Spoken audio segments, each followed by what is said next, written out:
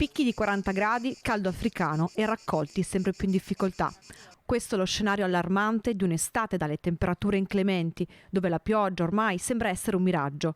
Ed è così che gli agricoltori del territorio hanno cominciato a trinciare il mais con un mese di anticipo, una scelta obbligata per non perdere completamente i raccolti. E a proposito di scelte, ognuno in base alla disponibilità di acqua che ha dovuto scegliere cosa irrigare e cosa no. per esempio, questo grano turco sta morendo, avviciniamoci, vediamo cosa sta succedendo. Sì, questo qui non è arrivata l'acqua e molte piante sono senza spiga, quindi non produrranno niente, altre hanno una spiga molto piccola e di fatto con l'acqua che abbiamo avuto quest'anno non siamo riusciti a bagnare in modo adeguato il mais.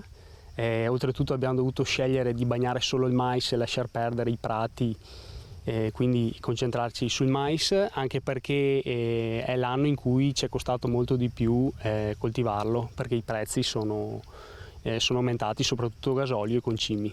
Di che aumenti stiamo parlando? I concimi sono aumentati del triplo, questo è dovuto alla guerra in Ucraina.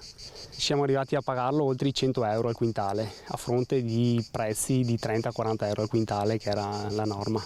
E in più il gasolio. E in più il gasolio. In pochi metri si vede proprio la differenza tra un raccolto secco e invece un raccolto in salute? Sì. Avviciniamoci. Questo è un mais che comunque dove è arrivata l'acqua, ci sono le spighe, ovviamente non rigogliose come in anni in cui l'acqua c'è in abbondanza, e comunque la pianta è ancora viva. Oltre alla siccità c'è anche un altro problema. Sì, il problema della diabrotica, che quest'anno con la siccità è molto amplificato perché si sono schiuse tutte le uova, e da quando è larva allo stadio larvale si nutre delle radici del mais, quindi provocandone un allettamento in caso di forte vento. Da adulto va a mangiare i filamenti della spiga e non permette sempre un'ottima fecondazione della spiga, quindi troviamo delle spighe a cui mancano molti grani.